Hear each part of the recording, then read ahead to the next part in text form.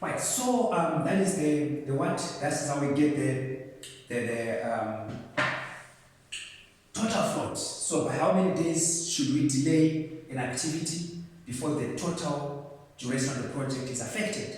So now we want to look at the other one, which we call the free float. Free float simply requires us to what?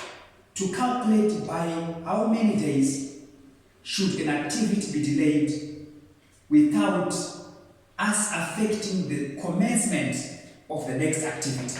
In other words, we are saying by many days can we delay activity B without affecting the commencement of activity what? E. It's called free float.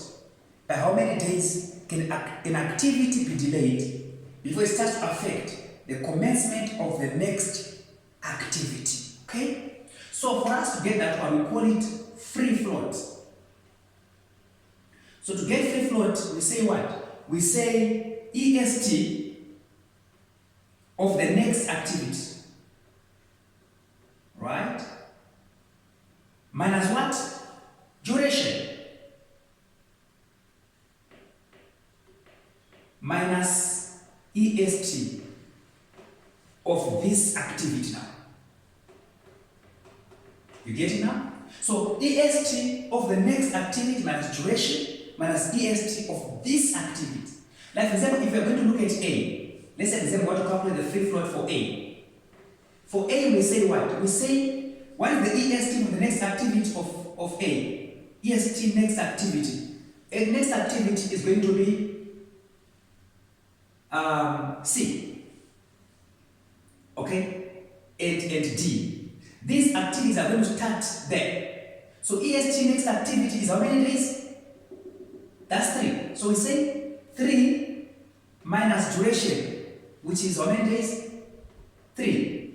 Minus EST, this activity, which is what? 0. So we say minus 0. So you get 0. So in other words, although A is not on the critical path, A has no free float. Because you say EST next activity is 3 days, minus duration is 3, minus the EST of this activity, which is 0. So it gives you 3 minus 3, which is equal to 0. If you are going to look at, for example, activity D, for D, you would say EST next activity is what? Next activity for D is G. So EST for G is 14. So you say 14 minus duration, which is 9, minus EST, this activity. EST for D is 3. So it gives you what? 14 minus 9, you get 5. 5 minus 3, you get 2. So at least this one has a free float, D has a free float of 2. In other words, you can delay D by 2 days before you can affect the commencement of G. That's what it means. But if you calculate for any activity on the critical path, it will not have a free float. Let's look at, for example, activity E. For E, it's going to be EST next activity, which is 14, minus 8, minus what? Minus EST this activity, which is what? 6, which gives you 0. So, you get that no activity on the critical path can be delayed.